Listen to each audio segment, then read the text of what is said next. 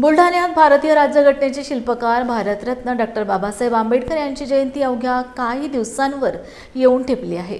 संपूर्ण शहरात सध्या निळे वादळ पाहायला मिळत असून ठिकठिकाणी जय्यत तयारी सुरू आहे. विशेषतः काँग्रेस नगरमधील जेतवन बुद्ध विहार येथे महिला शक्तीचा एक अनोखा उत्साह पाहायला मिळत आहे.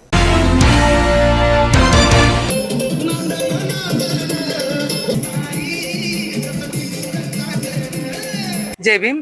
मी अम्रपाली अवसरमोल.